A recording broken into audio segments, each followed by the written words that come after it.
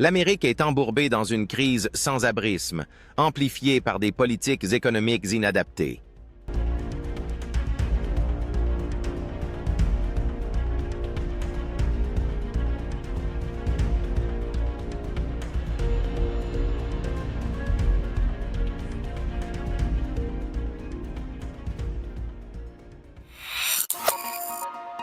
L'Amérique, autrefois symbole d'opportunité, semble aujourd'hui prise dans un chaos désordonné. Politiques économiques de plus en plus strictes, impôts à la hausse, lois d'immigration de plus en plus rigides. Ces plaies ouvertes rongent peu à peu la vie quotidienne des citoyens. Le rêve américain? Il ressemble de plus en plus à un mirage qui s'efface, un idéal qui s'effondre face à une réalité brutale. Des centaines de milliers de personnes vivent désormais dans la rue. Leurs espoirs, noyés dans une mer de tension et de désespoir. En 2024, le nombre de sans-abri a augmenté de 18%, atteignant près de 800 000 personnes. Un record glaçant. Du soleil écrasant de Los Angeles au couloir glacial du métro new-yorkais, la crise est profonde surtout dans les grandes métropoles. Pourquoi une terre si riche, pleine de promesses, abandonne-t-elle autant de vies sur le bord du chemin? C'est une question qui hante les rues, les regards et les silences.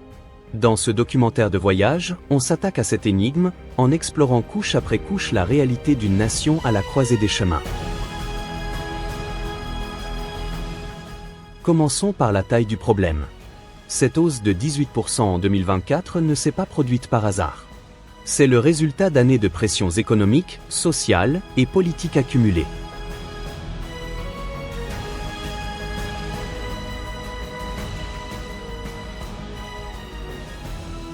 En ce mois d'avril 2025, au moment où ces images sont tournées, les États-Unis sont encore secoués par une crise du sans-abrisme sans précédent. Imaginez, 771 148 personnes sans un logement stable. C'est plus que la population de certains petits États. Et même si le phénomène touche tout le pays, ce sont dans les grandes villes que la situation est la plus dramatique. Alors, pourquoi cette crise persiste-t-elle dans un pays d'abondance ? C'est ce que nous allons décortiquer, en nous plongeant dans 5 villes emblématiques où cette réalité frappe de plein fouet.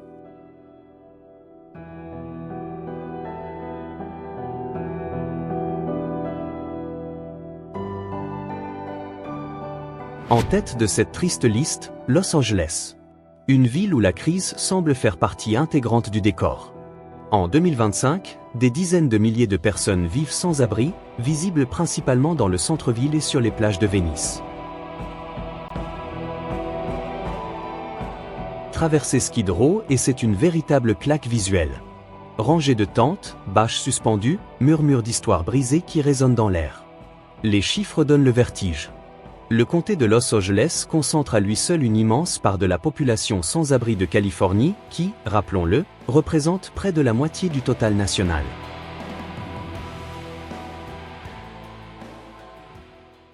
Pourquoi ici? Le coût du logement est exorbitant, le loyer moyen pour un studio atteint 2 500 $ par mois. Et pendant ce temps, les salaires stagnent. Ajoutez à cela une pénurie de logements abordables, la recette du désastre est servie. La santé mentale et la dépendance jouent aussi un rôle. Sur le terrain, les travailleurs sociaux témoignent du fait que beaucoup oscillent entre traitement et retour à la rue. Les tentatives de réponse existent, programmes de logement temporaire, nouveaux abris. Mais l'ampleur de la crise dépasse largement les efforts entrepris. En filmant à travers Los Angeles, on voit des condos de luxe s'élever à 2 rues des campements de fortune. Un contraste brutal, reflet d'un écart qui ne cesse de grandir. Los Angeles est peut-être la ville des rêves, mais pour beaucoup, ce rêve se termine dans un sac de couchage sous une autoroute.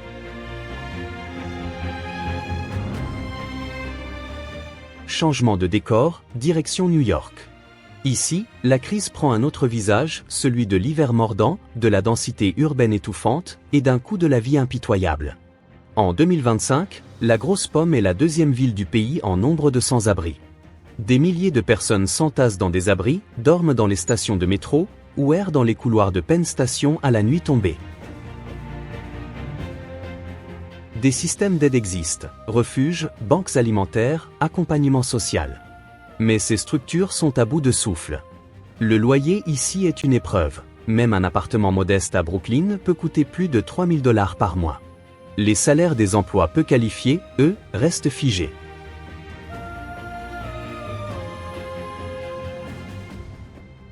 Il y a des personnes ici qui ont tout perdu à cause d'un seul chèque de paie manqué. Une fois tombé, il est très difficile de se relever dans un système aussi complexe et inégal. Les troubles mentaux, souvent ignorés ou mal pris en charge, aggravent la situation. Beaucoup de ceux que vous voyez dans la vidéo sont coupés des soins, que ce soit à cause du coût ou de la bureaucratie. Le paradoxe de New York, c'est sa promesse. Des milliers viennent ici pour tenter leur chance, découvrir que les échelons de la réussite sont bien trop espacés. Des projets de logements abordables voient le jour, mais à un rythme bien trop lent pour freiner la vague. Et pendant ce temps, la population sans abri ne cesse de croître. Être ici pour toucher du doigt la réalité, c'est ressentir le poids d'une ville qui ne dort jamais, sauf pour ceux qui n'ont d'autre choix que de dormir sur le béton. À San Francisco, la crise des sans-abri vous frappe de plein fouet. Dès que l'on entre dans des quartiers comme le Tenderloin ou Mission District, le contraste est saisissant. Les trottoirs sont bordés de tentes, de cartons, pendant qu'à quelques pâtés de maisons, les gratte-ciels abritent les géants de la tech. En 2025, des milliers de personnes vivent sans abri dans cette ville, qui affiche l'un des taux par habitant les plus élevés du pays. Pourquoi ? Le logement. Le boom technologique a fait exploser les loyers. En moyenne, un simple appartement d'une chambre coûte 3 500 $ par mois. Résultat, les résidents à faible revenu sont évincés, et les nouvelles constructions n'arrivent pas à suivre.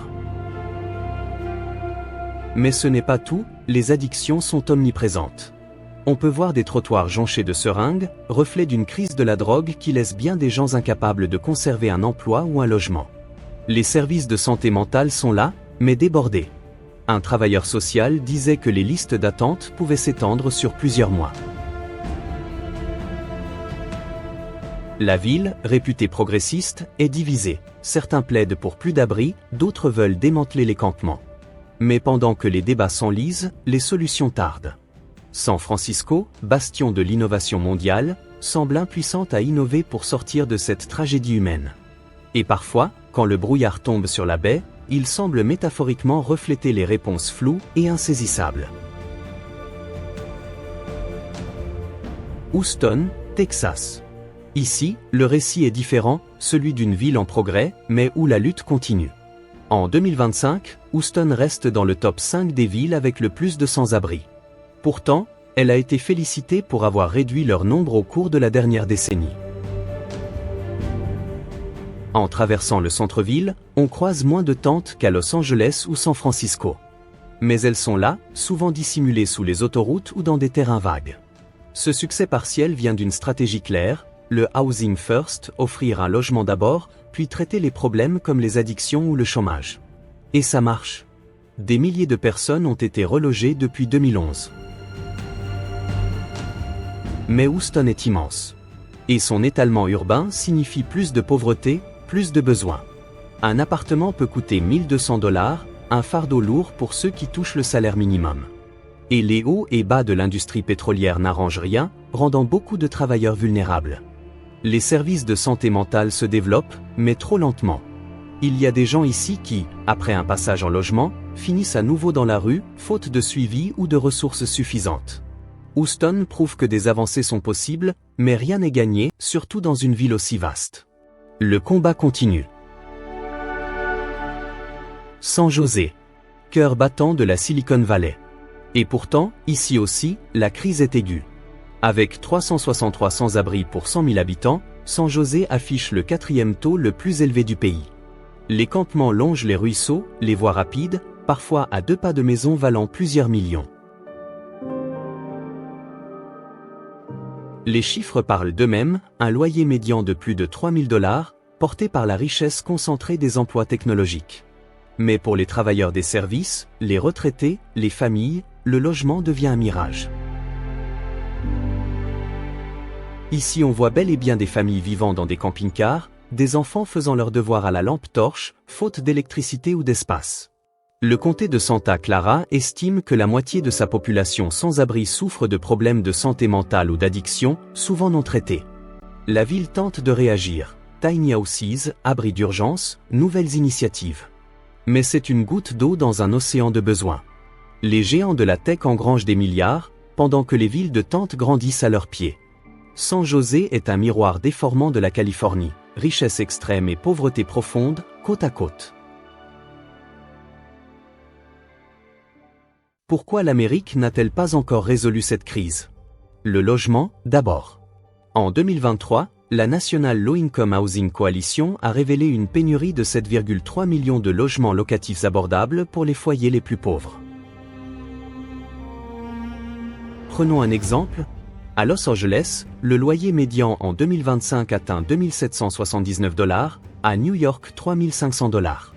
Mais un travailleur à temps plein payé au salaire minimum ne gagne qu'environ 1 500 $. Le calcul est vite fait, le logement devient un luxe. Les promoteurs préfèrent construire des condos de luxe, bien plus rentables, pendant que les logements sociaux stagnent. Leur financement, déjà affaibli depuis les années 1990, couvre à peine 1,1 million d'unités dans tout le pays, pour une population en forte croissance. À San Francisco, des terrains vagues, censés accueillir des logements à bas revenus sont bloqués par la bureaucratie, tandis que des familles dorment dans leur voiture à quelques mètres. Les expulsions, elles aussi, explosent. Plus de 3,6 millions de procédures en 2022, et probablement encore plus aujourd'hui. Ensuite, il y a les inégalités économiques. Le PIB américain a dépassé les 27 000 milliards de dollars en 2024, mais les 50% les plus pauvres ne détiennent que 2,6% de la richesse, selon la Réserve fédérale. Dans la Silicon Valley, un ingénieur peut gagner 120 000 $, pendant qu'un concierge, lui, en gagne 30 000, tout en vivant dans une colocation. Les écarts se sont creusés depuis les années 2000, le 1% le plus riche détient aujourd'hui 32% de la richesse nationale. Les emplois existent, oui. Mais ils sont soit très qualifiés, soit très mal payés, sans réelle classe intermédiaire. Il y a des baristas à San José travaillant 60 heures par semaine, qui partagent quand même leur lit avec un colocataire. Le boom économique ne profite pas à tous. Enfin, les politiques publiques sont fragmentées. Le budget du HUD, département du logement, pour 2025 est de 70 milliards de dollars, bien loin des 200 milliards annuels que les experts estiment nécessaires pour éradiquer le sans-abrisme. Houston a réduit sa population sans abri de 63% depuis 2011, grâce à 100 millions de dollars coordonnés. Mais à l'échelle nationale, les fonds sont dispersés, 3 milliards ici, 5 milliards là, perdus dans les méandres de la bureaucratie. Et pendant ce temps, certaines villes interdisent simplement les campements, les repoussant hors de vue, mais jamais hors de la misère.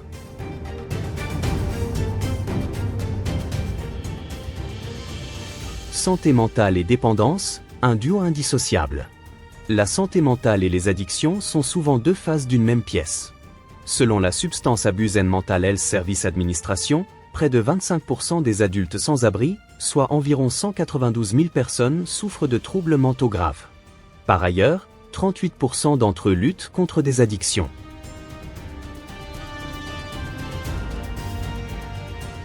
À Los Angeles, on a vu certaines personnes qui erraient entre les prisons et les trottoirs, faute de place dans les cliniques de soins. La Californie dépense en moyenne 157 $ par habitant pour la santé mentale, soit 2 fois moins que l'État de New York, où le montant atteint 300 $. Les traitements existent, mais y accéder relève du casse-tête.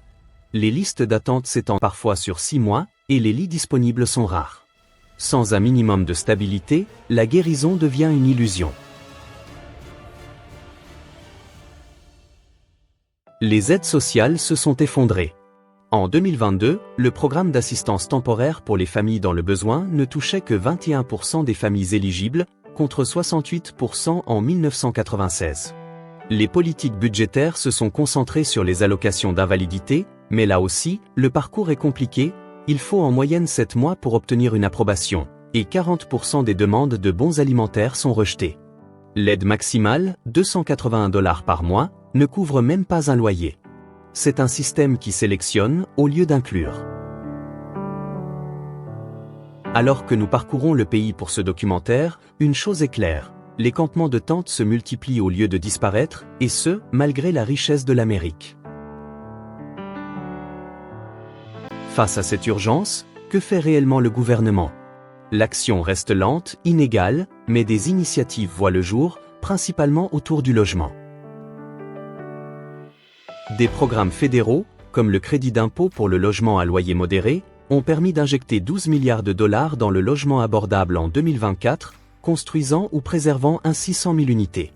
Certaines villes intensifient leurs efforts. Los Angeles, par exemple, pousse une obligation de 1,2 milliard pour construire 10 000 logements sociaux d'ici 2026. Houston applique le modèle Housing First, le logement d'abord, ayant relogé 25 000 personnes depuis 2011. Ce modèle a reçu l'appui du gouvernement fédéral, avec un financement annuel de 50 millions de dollars via le HUD. Les bons de la section 8 aident actuellement 2,3 millions de foyers, alors que 10 millions y seraient éligibles. Résultat, une majorité reste sur le carreau. Le financement de la SAMHSA a été porté à 6,5 milliards en 2025, une hausse de 10% par rapport à 2023. Cela a permis de développer des cliniques mobiles et d'augmenter le nombre de lits pour la désintoxication. À San Francisco, 20 nouvelles camionnettes d'intervention sillonnent les rues du centre-ville pour offrir du soutien psychologique sur place. Les programmes d'emploi se multiplient. Un fonds d'innovation de 500 millions de dollars forme chaque année 50 000 personnes à faible revenu, de la menuiserie à Houston au codage à San José. Du côté social, certaines extensions du crédit d'impôt sur le revenu instauré sous Biden ont permis de sortir 5 millions de personnes de la pauvreté en 2023. Mais même ces avancées ne suffisent pas à couvrir les coûts réels de la vie, en particulier le logement. Mais on ne peut pas ignorer l'ombre des politiques passées. Les mesures économiques de Trump, comme la loi sur l'emploi et les réductions fiscales de 2017, ont fait passer le taux d'imposition des entreprises de 35% à 21%, ce qui, selon le Trésor, a ajouté 1 500 milliards de dollars au PIB. Les marchés financiers ont explosé ou le Dow Jones atteignant 45 000 points, mais ce boom n'a pas profité à tout le monde. Alors que la classe moyenne bénéficiait d'environ 1 000 dollars de réduction fiscale par an, le 1% le plus riche empochait jusqu'à 50 000 dollars. Résultat, l'écart de richesse continue de se creuser. Les permis de construire ont grimpé de 15%, mais 80% de ces nouveaux projets ont été dédiés au logement de luxe. Résultat, des villes comme Los Angeles voient pousser des condos à 5 millions de dollars, juste à côté de campements de tentes. Le budget du HUD a chuté de 16% en valeur réelle et en 2016, les financements pour le logement social ont été réduits, faisant passer le nombre d'unités de 1,2 million à 1,1 million. Les tarifs douaniers ont fait bondir le coût des matériaux de 20%, rendant les projets de logements accessibles presque impossibles à lancer. Côté emploi, 7 millions de postes ont été créés jusqu'en 2020, mais majoritairement dans les bas salaires. 40% des travailleurs touchent moins de 15 $ de l'heure, selon le Bureau of Labor Statistics. L'économie a connu une forte croissance, pendant que le sans-abrisme explosait. La priorité donnée au marché plutôt qu'au filet de sécurité a laissé les plus vulnérables livrés à eux-mêmes.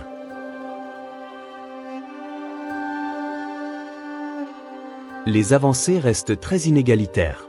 Le financement est un véritable goulot d'étranglement, le budget du HUD plafonne à 70 milliards de dollars, soit à peine un tiers des besoins estimés. Sur le plan politique, c'est un bras de fer. Les États rouges privilégient les expulsions rapides, pendant que les États bleus tentent de protéger les locataires. Lors du tournage de ce documentaire, j'ai vu des signes de renouveau. De nouveaux complexes à Los Angeles, un salon de l'emploi à Houston. Mais soyons honnêtes, ces efforts sont marginaux. La crise, elle, dépasse largement les solutions actuelles. Avant qu'on aille plus loin, un petit mot. Si cette plongée dans les défis urbains américains vous interpelle, cliquez sur « J'aime », laissez votre avis en commentaire et abonnez-vous à Nomade. On n'est qu'à un tiers du chemin et ce qui suit est encore plus révélateur. Parlons de l'aide sociale ou de ce qu'il en reste. Censée rattraper ceux qui tombent entre les mailles du filet, elle ressemble aujourd'hui à un tissu effiloché. Prenons le TANF, une aide temporaire pour les familles dans le besoin. Sur le papier, c'est un soutien en espèces pour les foyers les plus précaires. En pratique, Ce n'est qu'une ombre de ce que ça pourrait être. En 2022, le TANF ne touchait que 21% des familles éligibles, contre 68% en 1996. Des millions de personnes attendent dans l'espoir d'un coup de pouce, avec moins de $500 par mois dans certains États comme le Texas. À Houston, j'ai rencontré des gens qui ont déposé une demande, attendu des mois, et n'ont rien reçu. Entre-temps, les loyers s'accumulent, les avis d'expulsion tombent. Les bons alimentaires?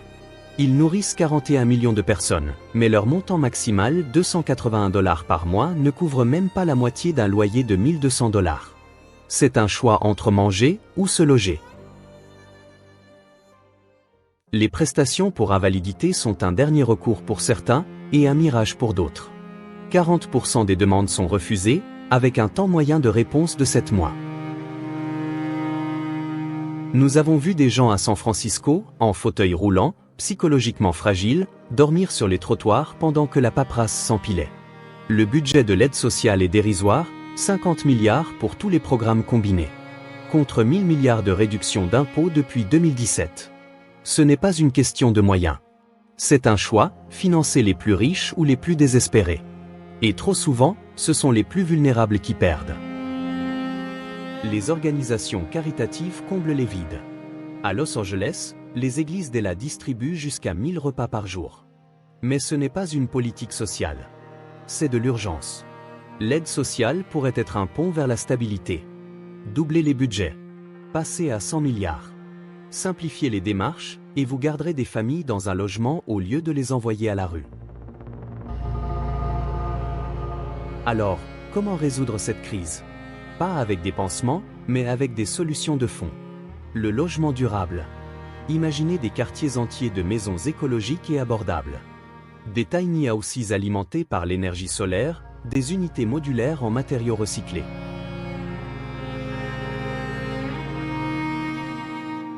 À Austin, ce n'est pas un rêve. Le village Community First loge 500 personnes dans des maisons de $40 000, financées par dons et subventions. Multipliez ce modèle à 100 projets à travers le pays, et vous sortez 50 000 personnes de la rue. Coût? Environ 2 milliards par an. Une fraction des 700 milliards du budget militaire. Des villes comme San José possèdent 1200 acres de terre publique inutilisés. Transformez-les en villages verts, avec jardins partagés, centres d'emploi, lieux de soins. Ajoutez des incitations fiscales pour encourager les promoteurs à construire à faible profit. Offrez des crédits d'impôt de 30% et regardez les grues arriver. Un système efficace, c'est aussi un système qui soigne. Imaginez des centres de santé mentale dans chaque ville, avec accès aussi simple qu'un vaccin contre la grippe. Aujourd'hui, seule une personne sur 3 atteintes de troubles mentaux sévères reçoit un traitement. Avec 6,5 milliards de dollars, on pourrait créer 10 000 lits spécialisés et embaucher 5 000 conseillers. Faire passer le taux de soutien social de 21% à 50%, ça coûterait 20 milliards, mais ça sortirait 10 millions de personnes de la pauvreté. Raccourcir l'attente pour les aides à l'invalidité de 7 mois à 2 sauverait non seulement du temps, mais des vies. Un simple revenu de soutien de $500 mensuels pour éviter une expulsion, c'est 100 fois moins cher qu'un an d'hébergement en centre d'accueil. Le secteur public seul ne peut tout résoudre. Il faut impliquer les géants privés. Imaginez Amazon ou Google finançant 1000 tiny houses à San Francisco. 40 millions, une goutte d'eau dans leur fortune. À New York, 15% du parc immobilier est vide. Avec des allègements fiscaux, ces logements pourraient être ouverts aux sans-abri. Des associations comme Habitat for Humanity pourraient tripler leur production grâce à des dons privés, passant de 10 000 à 30 000 logements par an. À San Diego, un partenariat entre la ville et des dons tech a permis la construction de 200 logements. Répliquez cela à grande échelle, et vous avez un vrai mouvement. Ce que vous voyez n'est pas de la politique. C'est humain. Faire ce documentaire nous a confrontés à une réalité brutale. Des mères serrant leurs enfants à San Diego, des vétérans grelottant dans les rues de Houston. Un licenciement. Une facture imprévue. Et tout bascule. Ce pourrait être nous. Marcher dans Los Angeles, c'est voir des tentes à l'ombre des gratte-ciel. Des milliardaires lancent des fusées, pendant que des familles dorment sur du carton. Ce n'est pas uniquement la faute du gouvernement. C'est la nôtre aussi. Toi, moi, le commerçant du coin. On doit s'impliquer. Un homme à New York m'a dit, je ne veux pas de pitié, juste un lit chaud. Et ça, on peut le lui offrir. Alors, on en est où? Le sans-abrisme en Amérique est une crise profonde, tentaculaire, qui exige des actions collectives audacieuses et concrètes. Plus de logements, un meilleur accès aux soins, de vraies opportunités professionnelles. Ce sont les piliers d'une société plus juste. Alors que se termine cet nouvel épisode, je ressens à la fois une frustration immense et un espoir tenace. Frustration qu'en 2025, on batte encore des records de misère. Espoir que les solutions sont là si nous avons le courage de les appliquer. Et vous, pensez-vous que l'Amérique peut inverser la tendance? Ou sommes-nous piégés dans un cycle sans fin? Dites-le moi en commentaire. J'ai hâte de vous lire. Si cette histoire vous a touché, laissez un like, abonnez-vous, et continuez ce voyage avec moi. Merci.